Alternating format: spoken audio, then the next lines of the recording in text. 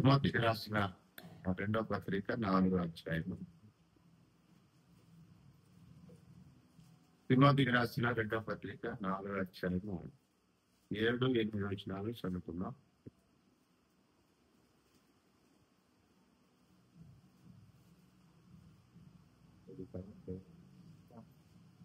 తిమోతికి రాసిన రెండో పత్రిక 4వ అధ్యాయము 7-8 వచనాలు సోదరులు వినోద్ గారికి సహాయం చేస్తారు.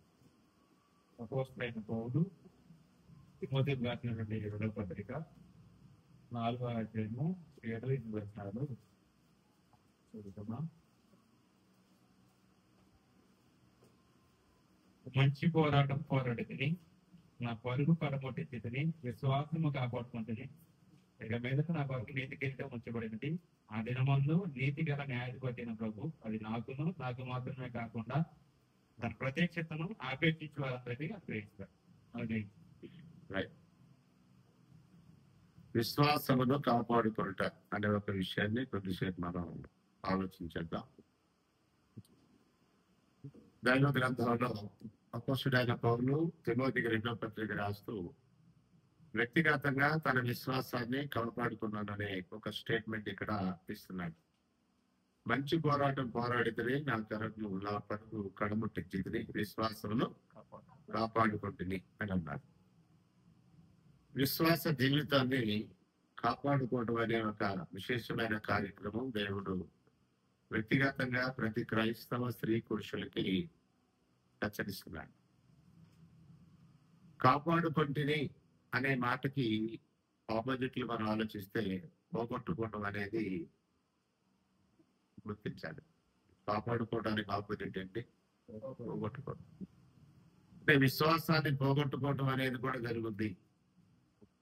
దాన్ని కాపాడుకోవటంలో తీసుకోవలసిన జాగ్రత్తలు తీసుకోకపోతే విశ్వాసాన్ని పోగొట్టుకోవటం, విశ్వాసాన్ని కోల్పోవటం, విశ్వాసం నుండి తొలగిపోవటం అనే ఈ కార్యక్రమం జరుగుద్ది. గతంలో దేవుని గ్రంథంలో చరిత్ర చదివితే చాలా మంది దానికి దూరమైన వాళ్ళు ఉన్నారు, చాలా మంది దాన్ని కాపాడుకున్న వాళ్ళు కూడా ఉన్నారు.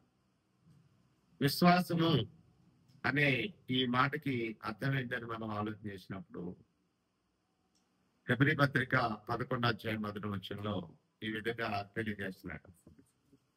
మొదటగా విశ్వాసం అనే దానికి సరైన నిర్వచనం బైబిల్ ఇలాగా తెలియజేస్తుంది.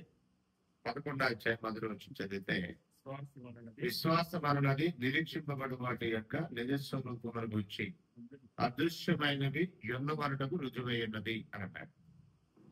కంటికి కనబడినవి ఉన్నవని నమ్మటం విశ్వాసానికి రుజువు. మన విశ్వాసులు అని ఎలా రుజువు అవుతుంటుందంటే, కనిపించేదాన్ని నమ్మితే అది విశ్వాసానికి రుజువు కాదు. విశ్వాసానికి సరైన రుజువు ఏంటంటే కనిపించిన దాన్ని నమ్మటం, అదృశ్యమైనవి ఉన్నవని నమ్మటం. అదృశ్యమైనవంటే కనిపించినవి ఉన్నవని నమ్మటం. దాన్నే విశ్వాసానికి రుజువు అన్నాడు. ఒకరోజు యేసు ప్రభువు తిరిగి లేచాడని శిష్యుల్లో అందరూ నమ్మారు. ఒక శిష్యుడు నమ్మల. అతని పేరు తోమా. ఈ తోమా, నీ గాయాల్లో వేలు పెట్టి చూస్తే గాని నేను నమ్మను అని అన్నప్పుడు ప్రభు అన్నాడు, నీవు చూచి నమ్మావు, చూడక నమ్మిన వారు ధన్యులు అన్నాడు. అంటే 2 రకాల మనుషులు ఉంటారు. చూచి నమ్మేవాళ్ళు, చూడక నమ్మేవారు. చూచి నమ్మేవారి కంటే చూడక నమ్మేవారు ధన్యులు అని బైబిల్ మాట్లాడుతుంది. విశ్వాసానికి సరైన నిర్వచనం ఏంటి అని అడిగితే, అదృశ్యమైనవి, కంటికి కనబడినవి, చూడకపోయినా ఉన్నవి అని నమ్మటం అనేది విశ్వాసానికి సరి అయినటువంటి నిర్వచనం, నిదర్శనం. అదే రుజువు అని చెప్తున్నాడు. అదృశ్యమైనవి ఏమిటి అని మనం ఆలోచన చేసినప్పుడు దేవుడు అదృశ్యుడు అని బైబిల్ మాట్లాడుతుంది. దేవుడుండే లోకం మనకి అదృశ్యమైనది, పరలోకం కూడా అదృశ్యమైనదే. పరలోకపు దేవుడు అదృశ్యుడు, పరలోక పరిస్థితులు అదృశ్యమైనవి. తర్వాత పరలోకంలో మనకి నిత్య నివాసాలు ఉన్నవని ప్రభువు యేసు అన్నాడు.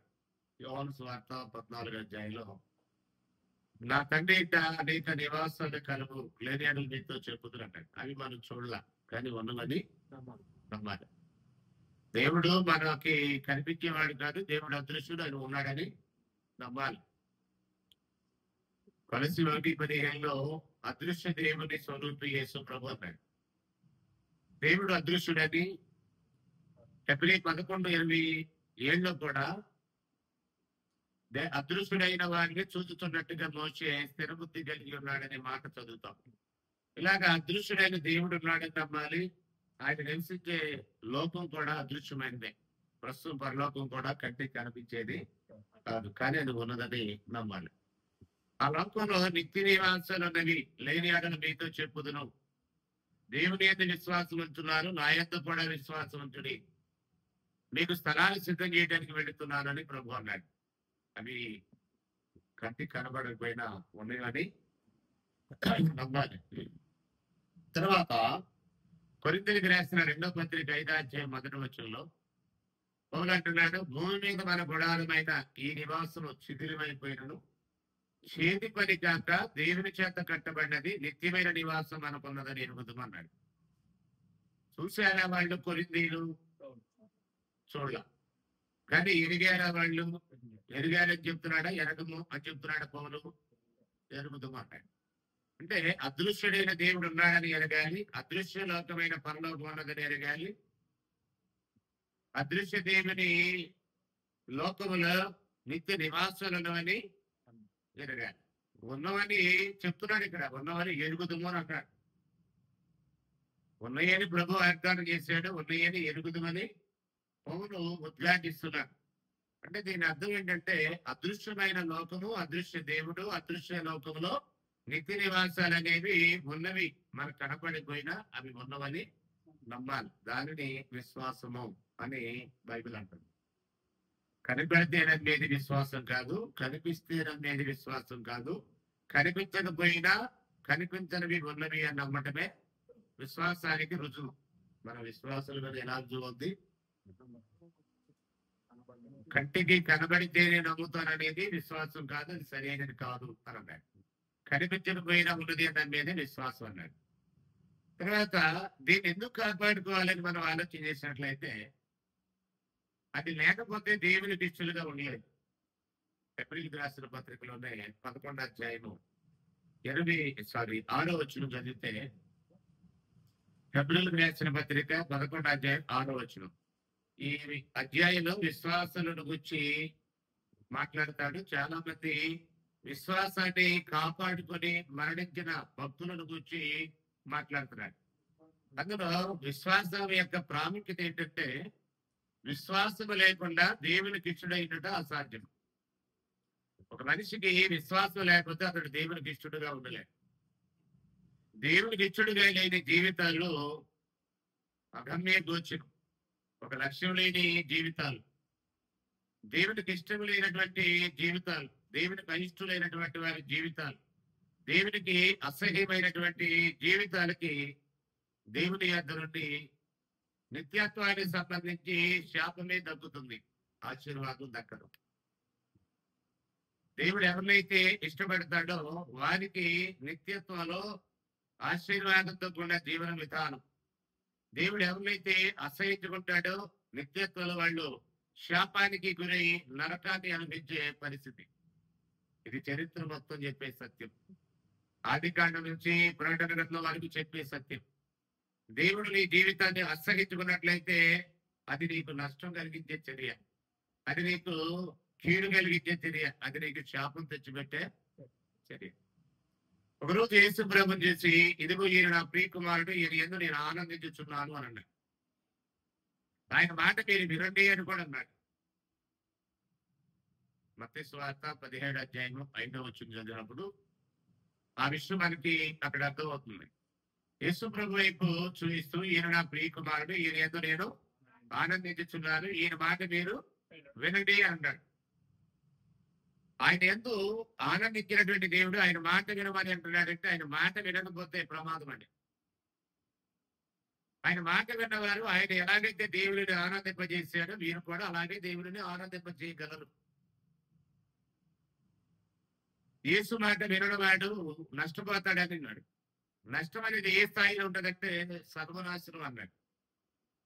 ఆయన మాట వినడం వాడి పరిస్థితి ఎలా ఉంటదంటే అపొస్తలుల కార్యం 3వ అధ్యాయం 22 నుంచి చదివితే అక్కడ అంటాడు, అపోస్తలుల కార్యములు 3వ అధ్యాయం 2 చదివితే మోషే ఇట్లనెను, ప్రభు అయిన దేవుడు నా వంటి ఒక ప్రవక్తను మీ సహోదరులలో నుండి మీ కొరకు పుట్టించును. ఆయన మీతో ఏం చెప్పినను అన్ని విషయాల్లో మీరు ఆయన మాట వినవలను.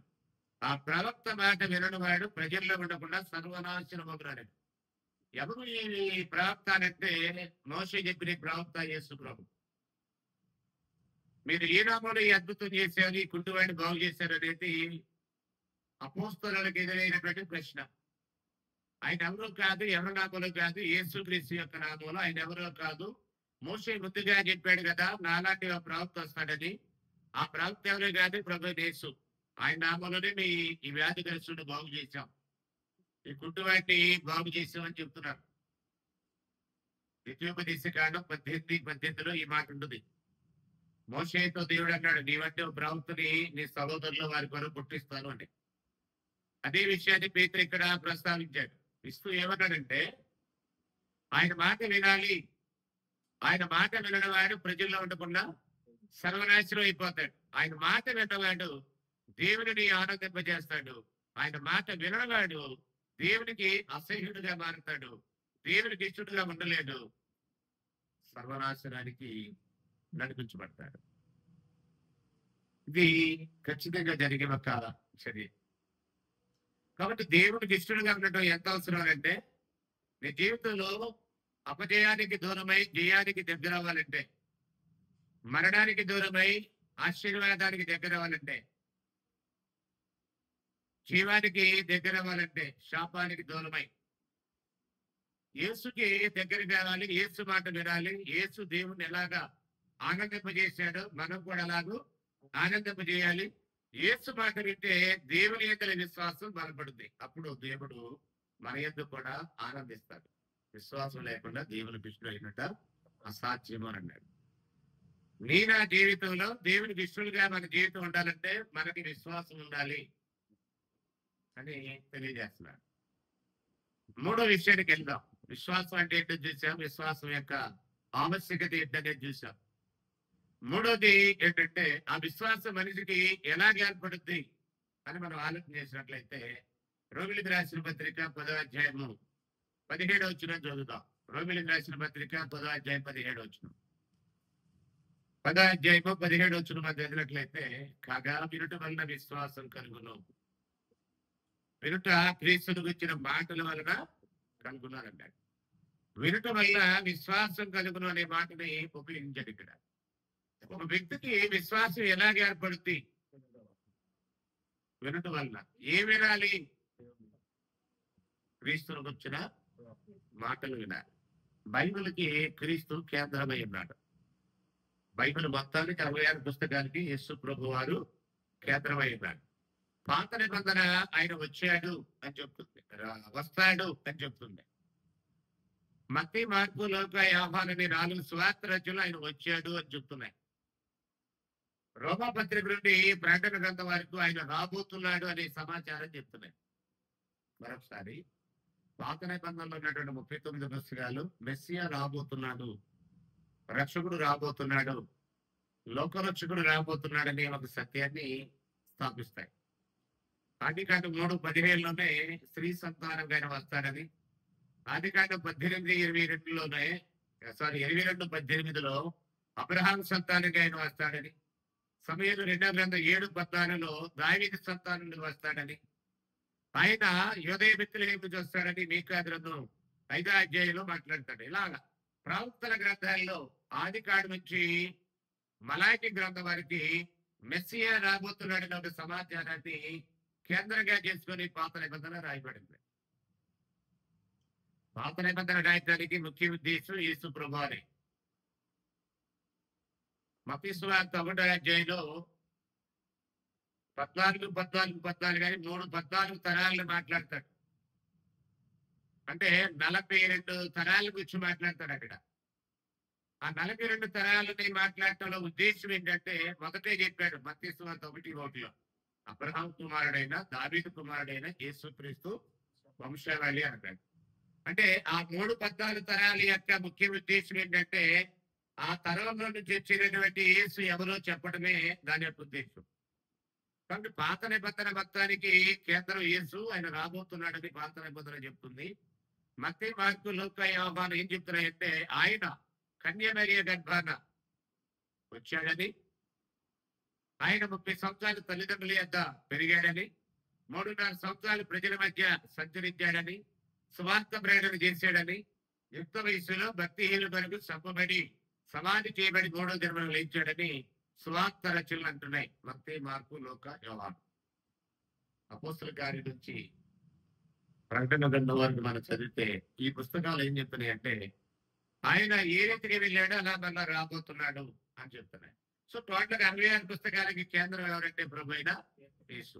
ఆ యేసును గురించిన సమాచారము బైబిల్లో వినుట ద్వారా మనిషికి విశ్వాసం ఏర్పడుతున్నాడు. కాగా వినుట వలన విశ్వాసం కలిగి వినుట క్రీస్తును గురించిన మాట వలన కలుగును అంటారు.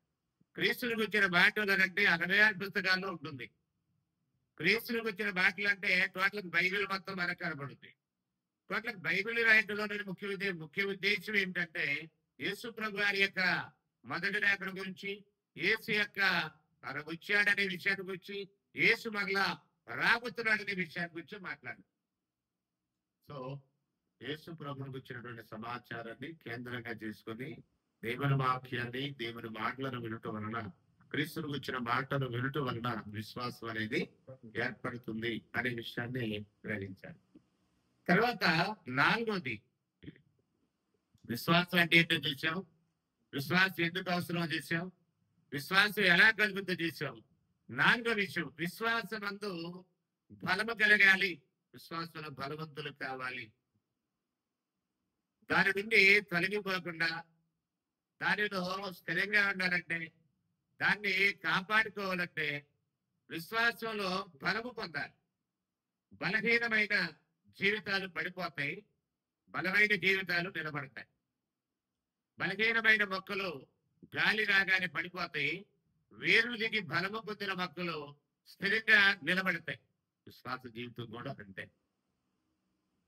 విశ్వాసంలో 2 టైప్స్ ఉంటారు, బలమైన విశ్వాసులు, బలహీనమైన విశ్వాసులు. విశ్వాసంలో బలము, బలహీనత అనే 2 రకాల మనుషులు ఉంటారు. ఒకసారి 14వ అధ్యాయం రోమా పత్రిక 1వ వచనం చదువుతాం. రోమిలికి రాసిన పత్రిక 14వ అధ్యాయము 1వ వచనం చదువుతాం. చూడండి. విశ్వాస విషయమై బలహీనుడైన వారిని చేర్చుకునుడి. ఇక్కడ ఆహార పదార్థాలు తినే విషయంలో, విశ్వాస విషయంలో బలహీనుడైన వారిని చేర్చుకునుడి అని అన్నాడు. సందర్భం ఏంటంటే ఇక్కడ కూరగాయలు తినేవారు ఉన్నారు, మాంసాహారం తినేవాళ్ళు ఉన్నారు.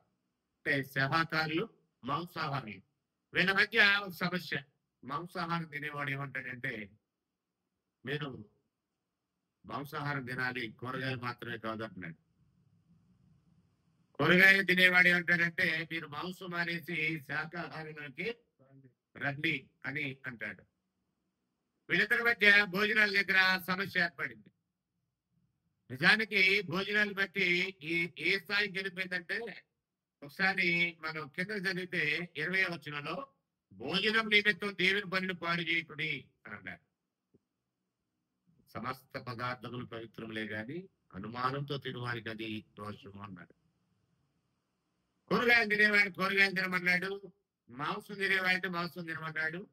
అది ఎవరి యొక్క ఇష్టాన్ని బట్టి వాడు జరగాలి కానీ వాస్తవానికి ఇదే తినాలనే మ్యాండేటరీ ఏమీ లేదు, రూల్ ఏమీ లేదు. మాంసాహారం తినాల్సిందే రూల్ లేదు, కూరగాయలే తినాలనే రూల్ ఏమీ లేదు. ఎవరికి ఏది అనుకూలం ఉంటే, ఎవరికి ఏది ఇష్టమైతే వారు ఆ ఆహారాన్ని, ఆ పదార్థాన్ని భుజించవచ్చు అనేది అక్కడ సమాచారం. అయితే ఇక్కడ ఎక్కడికి వెళ్ళిపోయిందంటే ఇది దేవుని పనిని పాటు చేసే దగ్గరికి వెళ్ళిపోయింది. దానికి కారణం ఏంటి? అది ఆ స్థాయికి మనుషులు చేరుకోవడానికి కారణం ఏంటి? విశ్వాసంలో ఏమన్నాడు అక్కడ 14 మొదటి వచ్చిన విశ్వాస విషయమై బలహీనుడైన వాడిని చేర్చుకునుడి అంటాయి. అంటే విశ్వాసంలో బలహీనుడైన వాడి ద్వారా సమస్యలు వస్తాయి. విశ్వాసంలో బలం పొందిన వారి ద్వారా సత్య సమస్యలు ఉండవు, కానీ విశ్వాసంలో బలహీనులైన వారి విషయంలో సమస్యలు వస్తాయి. కొరింథీయులకు రాసిన మొదటి పత్రిక 8వ అధ్యాయంలో ఇక్కడ ఒక సమస్య ఏర్పడింది. ఏంటి ఆ సమస్యను మనం ఆలోచన చేస్తే ఇక్కడ కూడా విగ్రహాలు బలర్పించిన వాటిని తినొచ్చా తినకూడదని. అక్కడ మాంసాహారం తినాలా శాకాహారం తినాలా ఏది అనే దాని మీద సమస్య అయితే, ఇక్కడేమో విగ్రహాలు బలర్పించి తినొచ్చా తినకూడదు అనేది సమస్య. ఈ సమస్యని పరిష్కారం చేయడానికి మాట్లాడుతున్నటువంటి విషయంలో 6-7 వచ్చిన చదువుతాం చూడండి. ఆకాశమందైనను భూమి మీద కొరింథీయులకు రాసిన మొదటి పత్రిక 8వ అధ్యాయము 6-7 వచనాలు. ఆకాశమందైనను భూమి మీద దేవతలను బయట యుడను మనకు ఒక్కడే దేవుడు ఉన్నాడు, ఆయన తండ్రి. ఆయన నుండి సమస్తమును కలిగను. ఆయన నిమిత్తం మనం ఉన్నాం, మరియు మనకు ప్రభు అక్కడే. ఆయన యేసుక్రీస్తు. ఆయన ద్వారా సమస్తమును కలిగను, మనమును ఆయన ద్వారా కలిగిన వారు. అయితే అందరి యందు ఈ జ్ఞానం లేదు. కొందరు ఇదివరకు విగ్రహములకు బలర్పించిన వాటిని ఆరాధించే వారు కనుక తాము భుజించు పదార్థములు విగ్రహములు బలి ఇవ్వబడినవని ఎంచి భుజింతురు.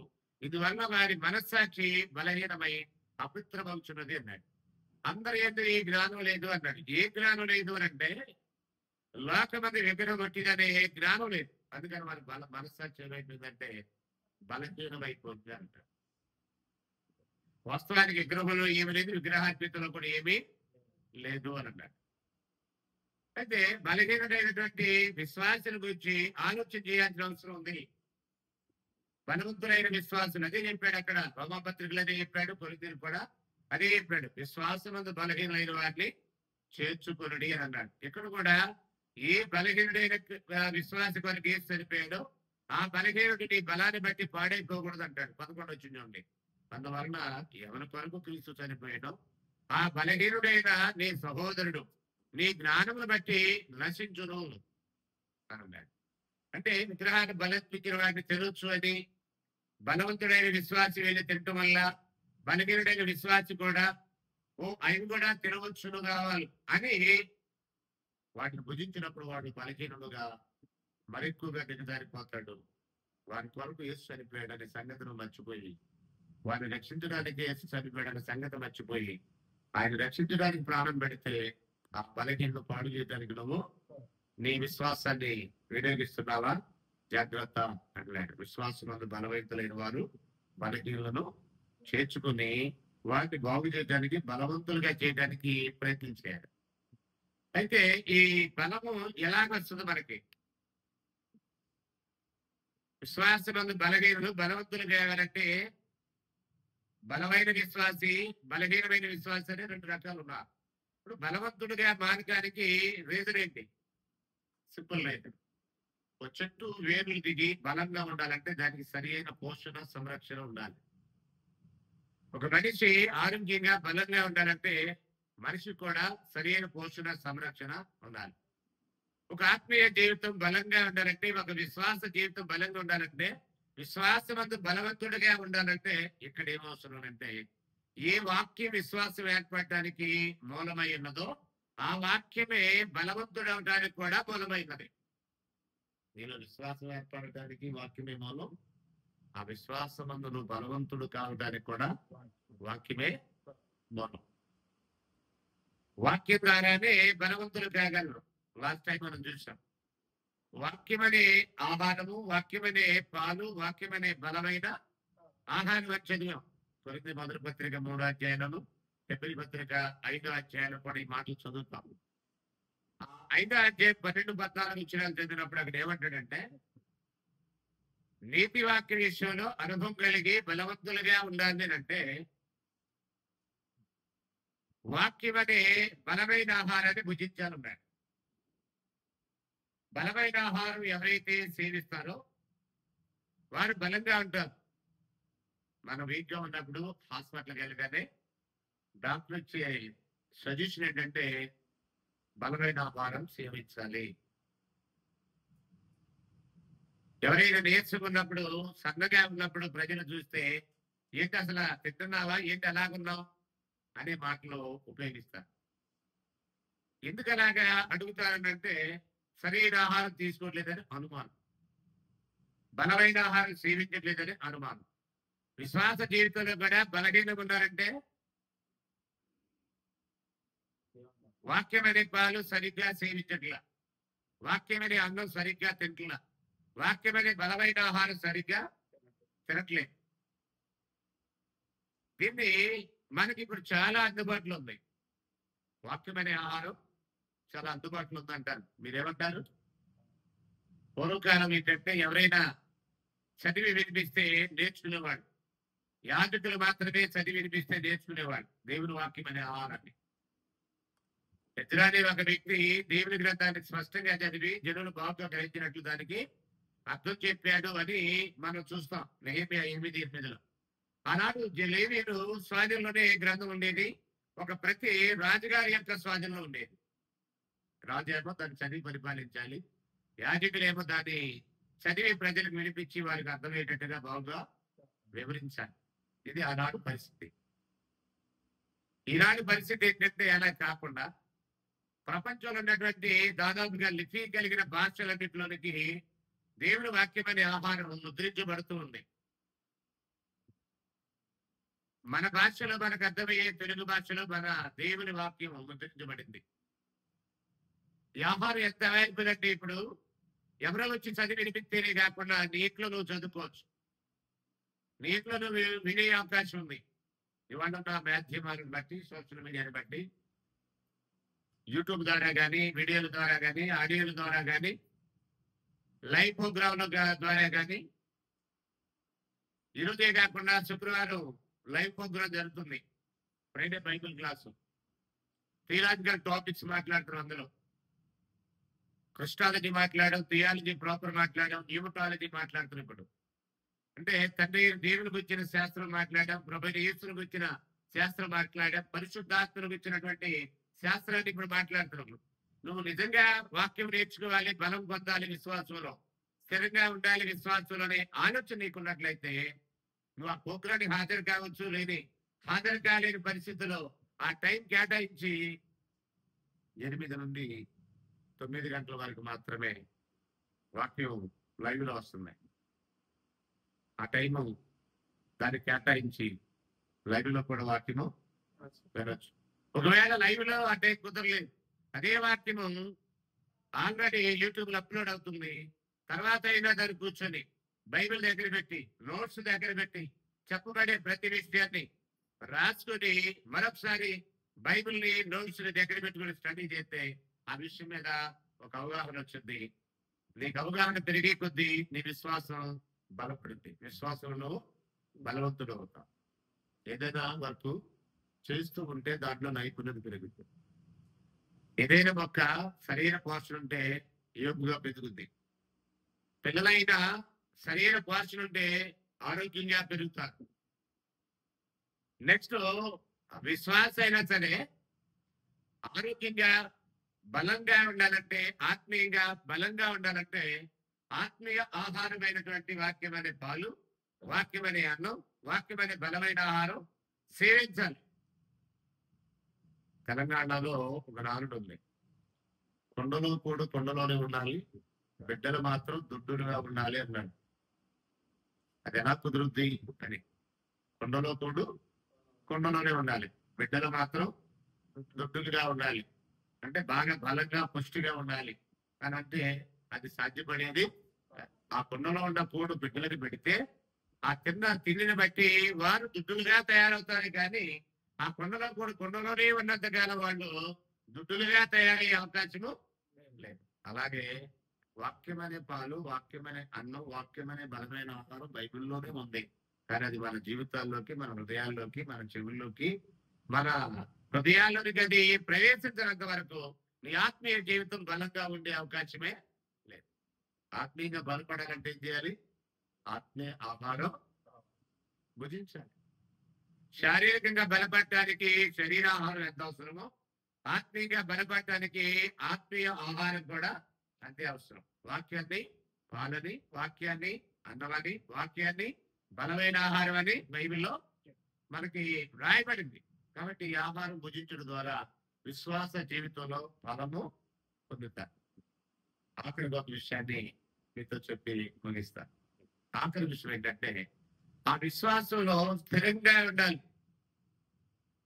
ఆ విశ్వాసంలో స్థిరంగా ఉన్నటువంటి వ్యక్తి పడిపోకుండా ఉంటారు, పాడైపోకుండా ఉంటారు, తొలగిపోకుండా ఉంటారు, విశ్వాసాన్ని కాపాడుకుంటారు. బలము పొందిన వాడు ఆ విశ్వాసం లాగే బలంగా స్థిరంగా ఉన్నట్లయితే అతను తన విశ్వాసాన్ని కాపాడుకుంటాడు. పౌరులాగా కొలస్సీయులకు రాసిన పత్రిక 1వ అధ్యాయము 23వ వచనం చదువుతాం. కొలస్సీయులకు రాసిన పత్రిక 1వ అధ్యాయము 23వ వచనం చదువుతాం. చూడండి. పునాది మీద కట్టబడిన వారై స్థిరముగా ఉండి మీరు విన్నట్టు ఆకాశము కింద ఉన్న సమస్త సృష్టికి ప్రకటింపబడినట్టు ఈ సువార్త వల్ల కలుగు నిరీక్షణ నుండి తొలగిపోక విశ్వాసమందు నిరీక్షి ఉండేలా ఇది మీకు కలుగును అన్నాడు. విశ్వాసమందు నిరీక్షి ఉండాలన్నాడు. నిలిచి ఉండాలంటే తొలగిపోయేవారు కూడా ఉన్నారా? ఏమంటాడు అక్కడ? ఈ నిరీక్షణ నుండి తొలగిపోక అని అన్నాడు. విశ్వాసం వల్ల కలిగే ఆ నిరీక్షణ నుండి, ఆ విశ్వాసములో నుండి తొలగిపోకుండా ఉండాలి అంటే దాంట్లో నిలిచి ఉండాలని అన్నాడు. 2వ అధ్యాయంలో నిలిచి ఉండడానికి ఏం కావాలనంటే అక్కడ చెప్తున్నాడు. నిలిచి ఉండడానికి ఏం అవసరం చెప్తున్నాడు చూడండి. 2వ అధ్యాయము 3వ వచనం చదువుతా. 4వ వచనం నుండి ఎవరైనా చక్కని మాటల చేత మిమ్మల్ని మోసపరచబడినట్లు ఈ సంగతిని చెప్పుచున్నాను. నేను శరీర విషయంలో దూరంగా ఉన్నను, ఆత్మ విషయంలో మీతో కూడా ఉండి మీ యోగ్యమైన ప్రవర్తనను క్రీస్తునందరి మీ స్థిర విశ్వాసమును అండలైన్ చేయండి. క్రీస్తునందరి మీ స్థిర విశ్వాసమును చూచి ఆనందించుచున్నాను అని అంటున్నాడు. శారీరకంగా ఆయన దూరంగా ఉన్నారు, ఆత్మీయంగా వారికి దగ్గరగా ఉన్నాడు. ఎలా దగ్గరగా ఉన్నాడంటే ఆయన మాటల ద్వారా, ఆయన పత్రికల ద్వారా, ఆయన సందేశం ద్వారా, ఆయన పంపిన పత్రికల ద్వారా. వీళ్ళ పత్రికని ఒక సహోదరుడు ద్వారా తెప్పించుకున్నట్టుగా 4వ అధ్యాయం 15 వచనం అంటాడు.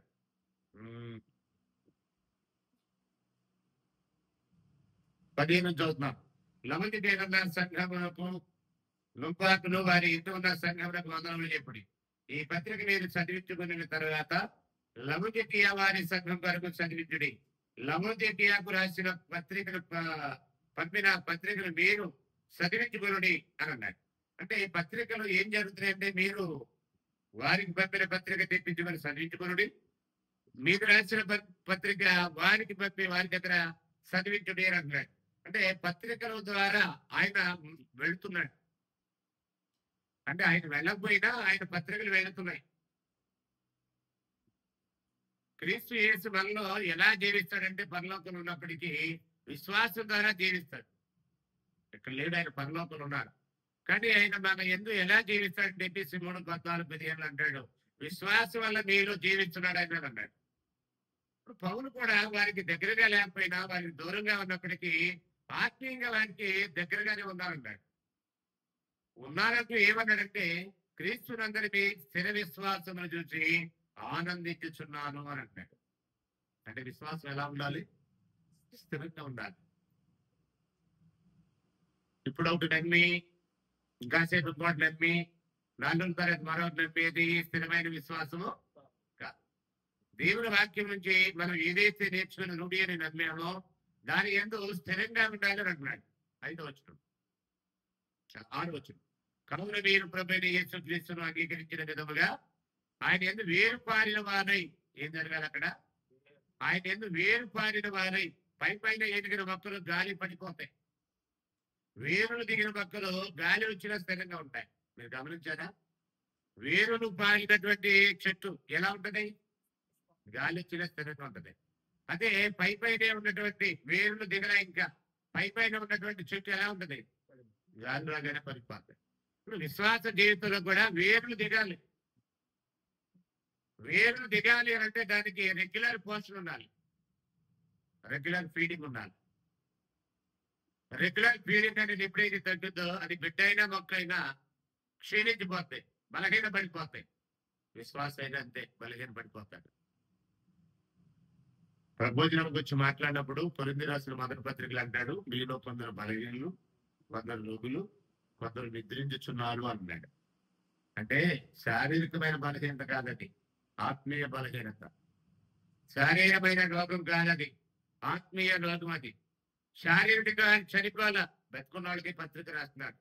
మీలో కొంత నిద్రించుచున్నారు అని అంటే ఎవరికి రాస్తున్నాడు? చనిపోయిన వాళ్ళకి రాశాడు పత్రిక, బతుకున్న వాళ్ళకైనా. నిద్రించుతున్నారంటే అర్థం ఏంటి? జీవించుతున్నావన్న పేరు మాత్రం నీకున్నది కానీ నీవు మృతుడివి అని అన్నాడు. అంటే ప్రకటన గ్రంథంలో సంధ్యాన్ని గురించి మాట్లాడుతూ బ్రతుకున్నావన్న పేరైతే నీకుంది కానీ నీవు మృతుడివి అని అన్నాడు. అలాగా ఆత్మీయంగా చనిపోయారు, ఆత్మీయంగా రోగులు, ఆత్మీయంగా బలహీనులు.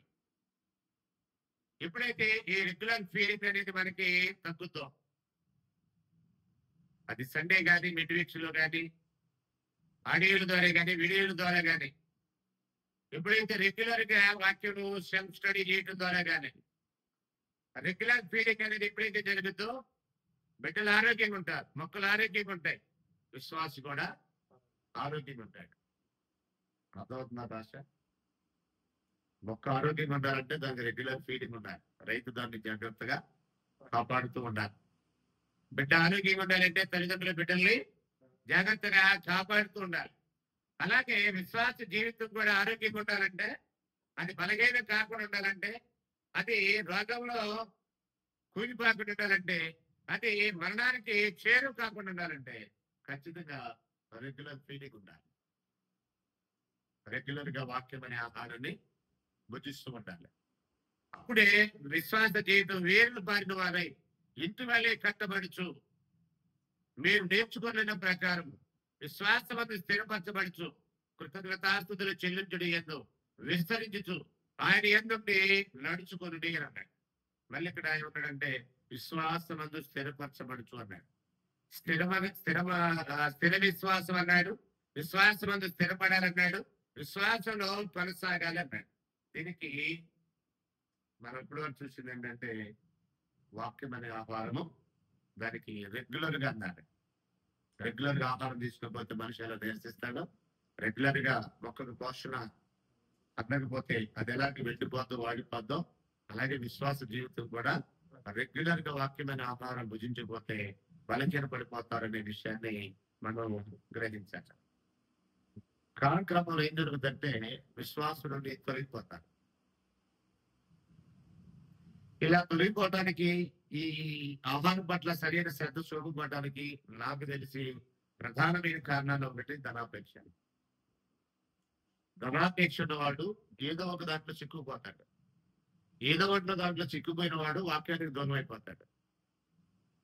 దేవుడు ఈ రోజు నేను ఇచ్చాడు చాలు అని తృప్తిగా బతికేవాడు వాక్యానికి దూరం కాడు. ఇంకేదో కావాలి, ఏదో కావాలి, ఏదో కావాలని ఈ అనేకమైనటువంటి ఆలోచనలు చేసేవాడు ఏం చేస్తాడంటే ఏదో ఒక దాంట్లో చిక్కుపోతాడన్నాడు. తిమోతికి రాసిన మొదటి పత్రిక ఆఖరిగా మార్చి చదువుకొని ముగిద్దాం. తిమోతికి రాసిన మొదటి పత్రిక 6వ అధ్యాయంలో చదువుతాను, చూడండి ఒకసారి. 5వ వచనం నుండి, చెడిపోయిన మనసు కలిగి సత్యహీనులై దయభక్తి లాభ సాధనం అనుకున్న మనుషులు పెద్ద వివాదములను కలుగుతున్నవి. సంతుష్టి సహితమైన దైవభక్తి గొప్ప లాభ సాధనమైనది. మనం ఈ రూపంలోనికి ఏమీ తెలియదు, ఈ దీని నుండి ఏమీ తీసుకొని పోలేము. కాగా అంగవస్త్రములు గలవారమైంది వాటితో తృప్తి పొందినము. ఇలాంటి ఒక జీవన విధానం లేకపోతే విశ్వాస జీవితాన్ని కాపాడుకోవాలి. పౌలు నా విశ్వాసాన్ని కాపాడుకున్నాను అన్నాడు కదా. ఆయన ఎలా కాపాడుకోగలిగాడంటే ఫిలిప్పీ 4:12 అంటాడు, నేను ఏ స్థితిలో ఉంటే ఆ స్థితిలో సంతృప్తిగా ఉంటూ నేర్చుకున్నారన్నాడు. అందుకని ఆ విశ్వాసాన్ని కాపాడుకోగలిగాడు. మనకున్న దాంట్లో మన సంతృప్తి లేకపోతే, లేని దాని కనుక ఒకవేళ ఆరాటం ఉంటే ఖచ్చితంగా ఆ సంతృప్తి లేనటువంటి జీవితం అనేక సమస్యలకి లోనైపోతాయి. అర్థమవుతుందా? ఏదో చదవాలనుకున్నాం, ఏదో చదవాల్సి వస్తుంది. అప్పుడు ఏం చేయాలంటే ఫైనల్ గా దేనికి తలవంచామో దాంట్లోనే తృప్తి చెందాలి, దాన్నే ఉన్నతంగా తీర్చిదిద్దుకోవాలి, ఉన్న అవకాశాలని గొప్పగా మలుచుకోవాలి.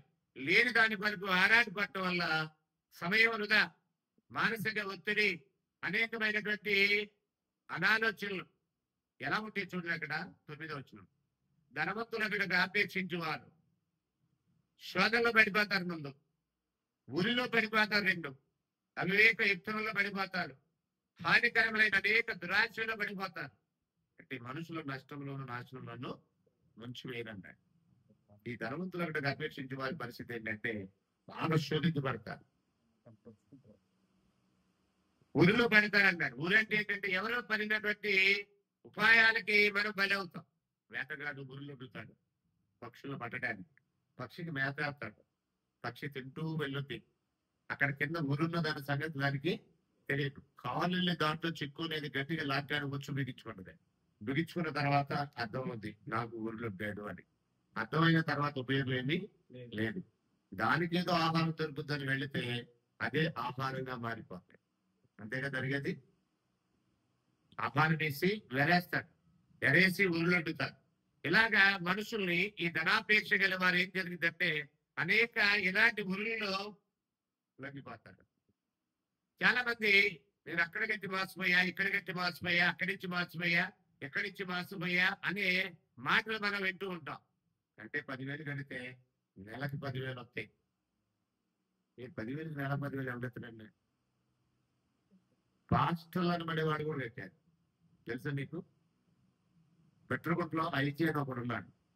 బెట్రగుంట్లో ఐజీ అని ఒక ఆయన ఉన్నాడు, గుడ్డూరు, బ్లైండ్ అతను. బేసిక్ అతను దాదాపుగా ₹1,00,00,000 కట్టించాడు. ఒక బ్లైండ్. ఏది కళ్ళున్నోడికే కళ్ళకి ఎంత కనపడుతుంది కనుక దీన్ని ఏదో అనిపించాలన్న ఉద్దేశంతో ఆశపడ్డాడంటే అది వేరే. కానీ అసలు కళ్ళు లేనోడు కూడా ఎంత ఆశ చూడండి. కొన్ని ₹1,00,00,000 కట్టించాడు. ఈ ఊరిలో అతను కూడా పడిపోయాడు. ఈ ధనాపేక్ష ఏం చేస్తుందంటే ఇతరులు పండినటువంటి వల్ల మనల్ని చిక్కేలా చేస్తుంది. ఈజీగా మనీ గెట్టింగ్ అనమాట. త్వరగా డబ్బులు సంపాదించాలనే ఒక ఆలోచన. ఇలాంటి ఒక ఆలోచన ఊరిలో పడాల్సింది. అవివేకయుక్తములు హానికరములైన అనేక దురాశలో పడినటువంటి మనుషులను నష్టములను నాశనములను ముంచివేయనున్నారు. ఎందుకనగా ధనాపేక్ష సమస్తమైన కీడులకు మూలం. కొందరు దానిని ఆశించి విశ్వాసం నుండి తొలగిపోయి నానా బాధలతో తమను తామే విశ్వాసం నుండి తొలగిపోవడానికి కారణం ఏంటి? వాస్తవానికి విశ్వాసంలో బలం పొందాలి, విశ్వాసంలో స్థిరంగా ఉండాలి. కానీ విశ్వాసం నుండి తొలగిపోతున్నారంట.